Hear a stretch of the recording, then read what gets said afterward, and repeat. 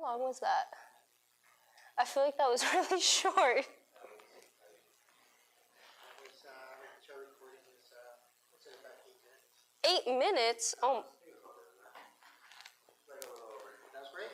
We'll cut it in. Okay, keep talking. Another thing that we're trying to do that will be a different sort of project is that basically we want to basically show the 12-year-old youth that wants to be a swimmer how to go to UCLA and get a scholarship to be a swimmer. Okay, diver, but close. Right, but how do I be a scholarship athlete? And athlete in a big school. You don't have to address it specifically, but you can hear the way you talk about it. You start gymnastics, you did this and that, and the records and everything else. It's that kind of road that people should understand. It's not a smooth road, and so that part of the stuff you talk about is stuff that you care about in that side of it. But for now, you keep talking. Okay. About school life, about everything life. This is your podcast. Because like you said, this is something that know who you are. Okay, I'll try to. So even I can just talk about stuff and it'll just fit in. Yeah. Okay, I'll try to go back to the gymnastics part. At school, you can talk, more about Okay. the friend thing, relatable stuff. People want to relate to you. Okay. Go for it when you're ready.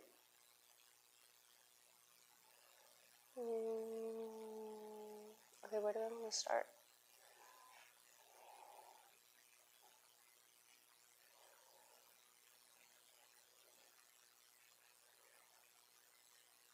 Okay.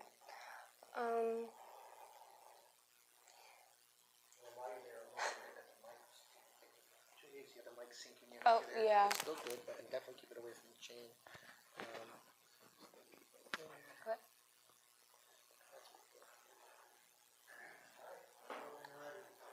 Okay.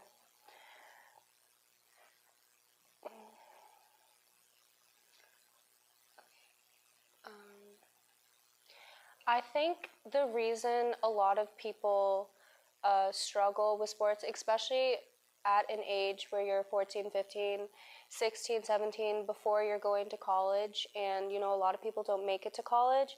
And I think one of the big reasons is the mental toughness. And when you're young, especially me having ADHD and all these feelings, it's really hard to perfect that. And even college athletes, we study mindfulness, we practice mindfulness just so when we go to these competitions, we're mentally stronger than other people.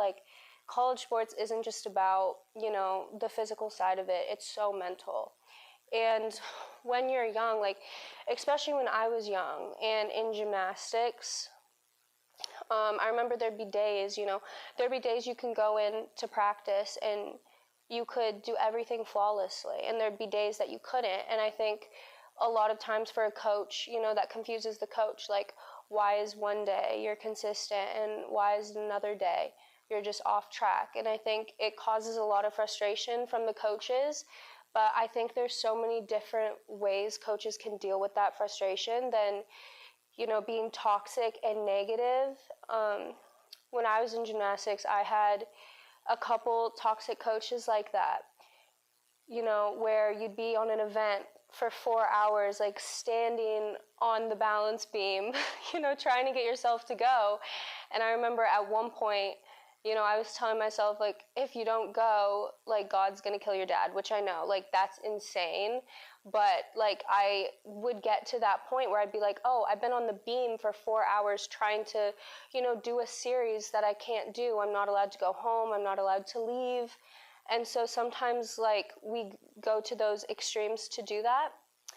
And I think that if there were coaches out there, maybe if I had a coach that was it's okay, we're just going to move on.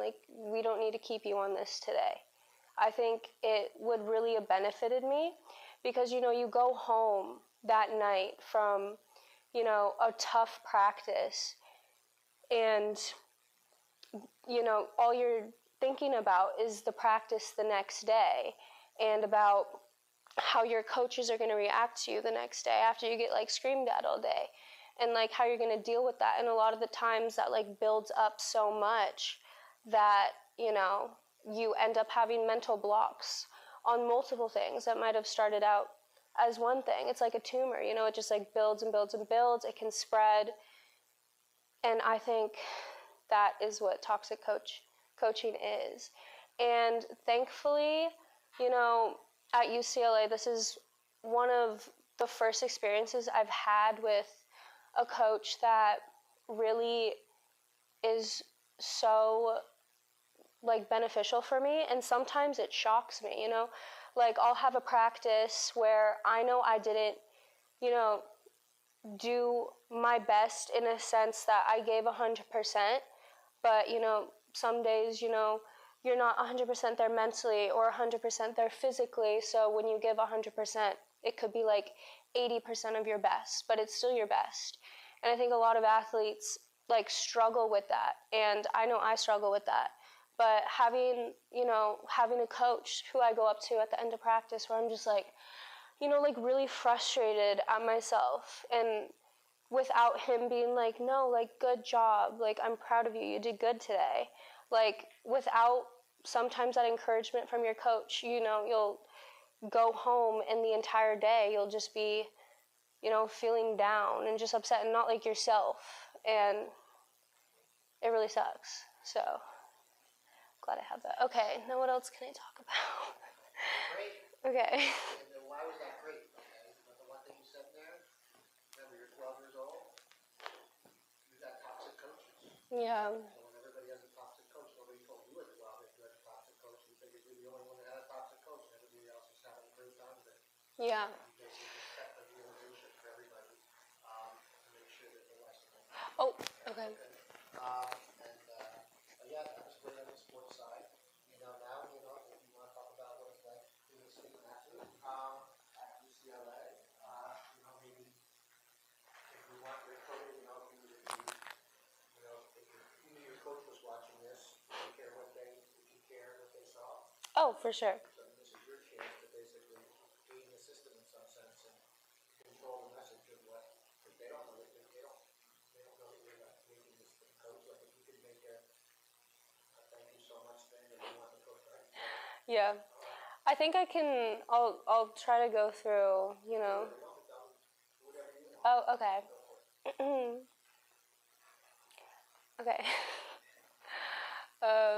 So I've been to 3 colleges, which would be surprising for some people, but I've moved around my whole life. This is, I think, my 7th state that I've lived in.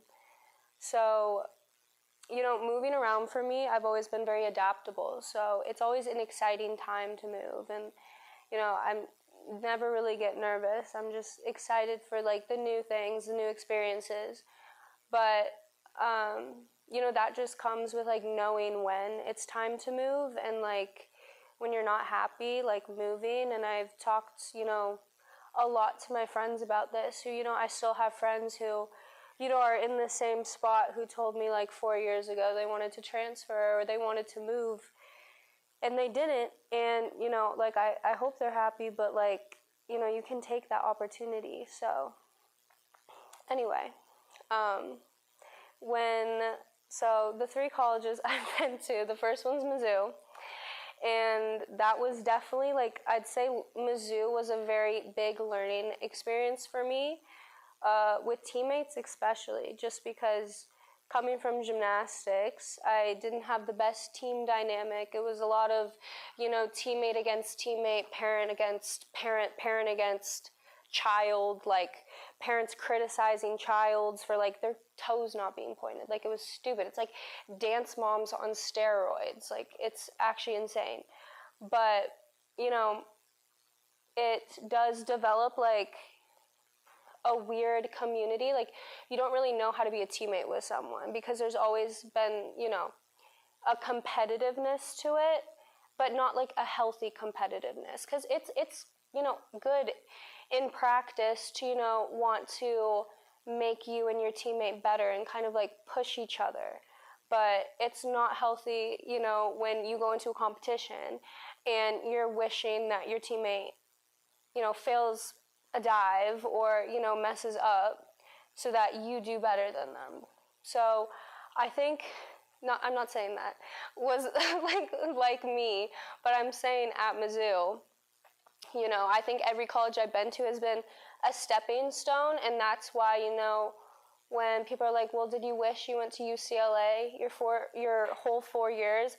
I'm like, yeah, but I don't think I was ready to go to UCLA when I was a freshman or a sophomore or a junior or even a senior. Like, I think I had to go through all of those obstacles to get to a place where I would do well at UCLA and, you know, really cherish and understand like the positive team that I have now. But at Mizzou, it was a little different because it's a girls and guys team, which Rutgers is only girls, Mizzou is only girls, and you know, obviously, you know, our team at Mizzou, we were a huge family. Like, we were almost like too close, like, you know. But I'm never gonna say like anything bad about, you know, like my Mizzou fam, but there were definitely some like obstacles that we went through as a team, you know, just with trying to get along with each other, like trying to understand each other, trying not to like create sides, you know, where like two teammates will pick a side against two other teammates, and I know that happens a lot on different teams, and sometimes you just have to like get away from that, and that's not the reason I transferred from Mizzou. Like, the main reason was the art department was just not good. Like, I remember every time I'd tell someone I was an art major at Mizzou, they'd like make fun of me. Like, it's stupid. Like, you don't go to the Midwest to become an art major. It's, you know, not saying like anyone who's graduated, because, you know, I have friends in the art program at Mizzou, but I'm just saying like that's how I felt. Like, I just wanted more for myself. And also, like, Missouri made me really depressed. That's why they call it misery. You know, it's very true. And so yeah, Mizzou, I think I learned relationship, like team relationship. And then going on to Rutgers, I learned a lot there. Rutgers was definitely really mentally challenging for me. My first year was really good, you know, made the national team, got chosen to represent the U.S. and China. I was just doing really good, you know, like my body was good and all this stuff. And then, you know, at the end of the year, my wrist started hurting, and, you know, I had to go get it checked out. Beginning of the second year, I was in a brace, and that did not make my coach happy. And, you know, having to dive through an injury really sucks, you know, not just on, you know, the physical part, but the mental part, you know, just going into practice, struggling with being the person you were before your injury, you know, going from being on the national team, like being like an SEC champion, to like not being able to do an entry or do those little things that, you know, a good athlete needs to do in their sport, you know, to succeed and win and be good. And, you know, it got to a point where I had to get surgery, and that was rough. I got surgery the day after my birthday, which wasn't the best, but, you know, my mom was with me. It was fine. But yeah, I can't really go into Rutgers that much right now. Probably in a little bit we'll go over that, you know, in a couple months, like once I'm done with diving. But I don't know, UCLA, I think this is the first school like that I really haven't had to like learn anything. I've just been living and just chilling and like just being really happy. And so I finally got here after, you know, a lot of hard years, but I mean, that just goes to show you like you can't always plateau, or don't plateau, or whatever. Okay. Should I? Okay. Do you? Okay. I must have missed the part of the story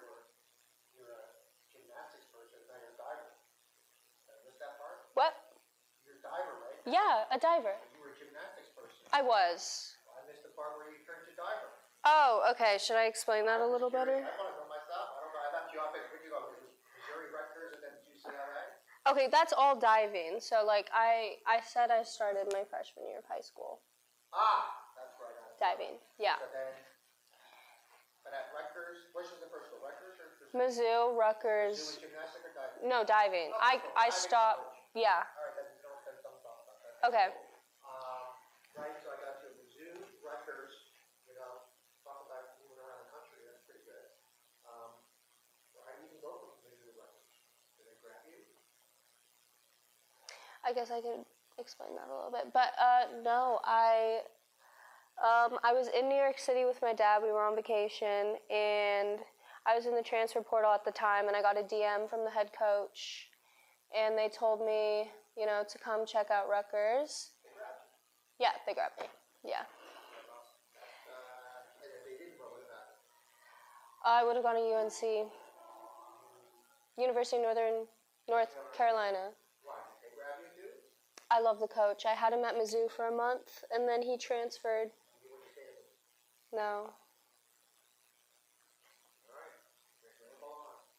Okay, so then we forget what we just said. I was just curious. I was just trying to catch up on the story. I'm sure you said okay.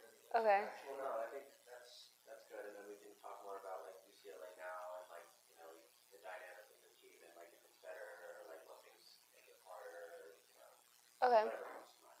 So I think And then the last part of the podcast. So the last part of the podcast. When I start my podcast, not necessarily the term, but everything else. Yeah. Just say why you want to do a podcast. Do you have any friends that do podcasts? No. Okay. And you listen to any podcast? Not really. Beautiful. Okay. That's the whole point of this thing. This is new. You're mixing a trail here. Yes, making my own. We'll get around to that at the end. But yeah, who was that who said what you wanted to do?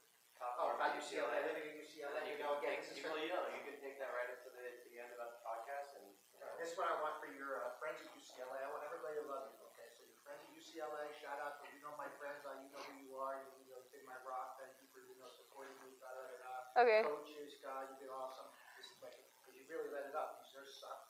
And then, not whatever. And then, Rutgers got good, but you got injured. So, that's what we can do. And so now, you do something like that. What an opportunity to go to a third school like that to show you how long college is. And my God, people are like, that's wild. And kids should know that that's a possibility, if not likely. I don't know what the stats are on that, but maybe that's what the world we live in now. We're supposed to move on. And make new friends. That's hard. But anyway, you're in UCLA now. Go for it. Okay. Yeah, cut to the present. Now I'm at UCLA. And yeah, I'd say I'm a West Coast girl, but I love the East Coast. I still miss the East Coast. I transferred to Rutgers because of New York City. So, leaving that behind was definitely sad.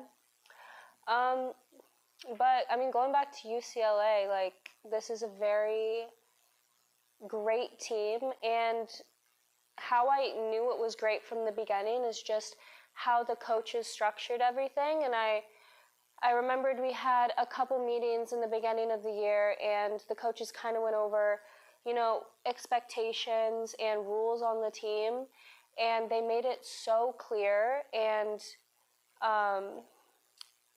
it just was like something different that I've never seen before, and I think that's why the team at UCLA works so good, and there's no drama, there's no pettiness, there's no fighting, and that's such a rare thing to find.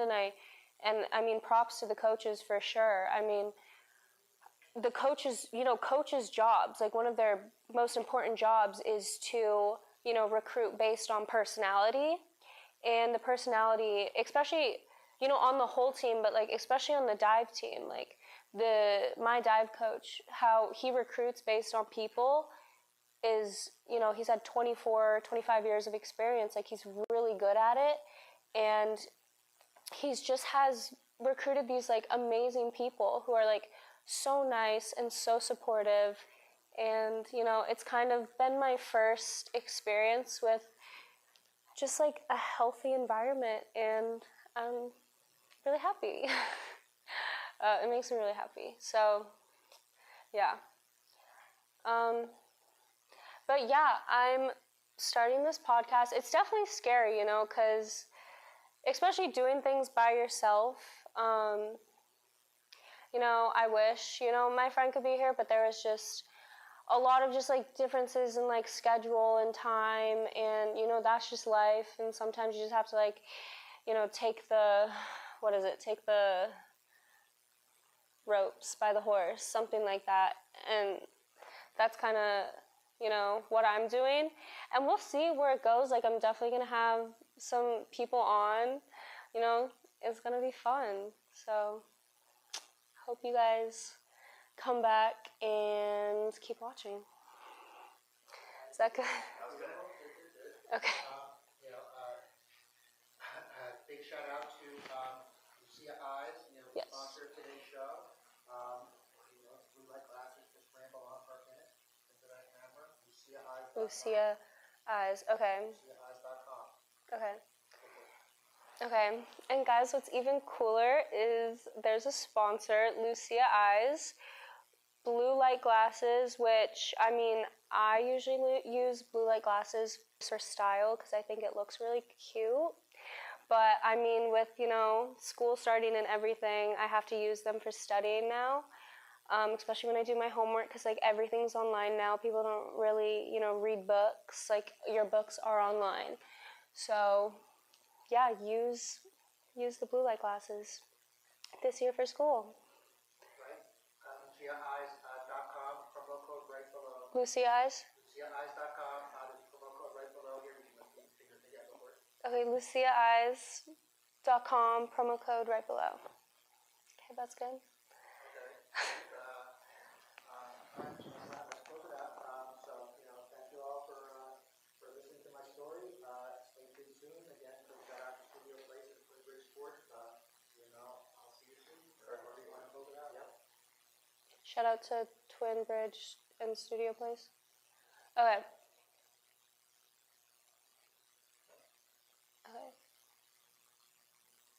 Okay. Shout out to Twin Bridge and Studio Place. This has been fun. Hopefully, we're starting at the bottom. Hopefully every episode I'm going to get better at talking and like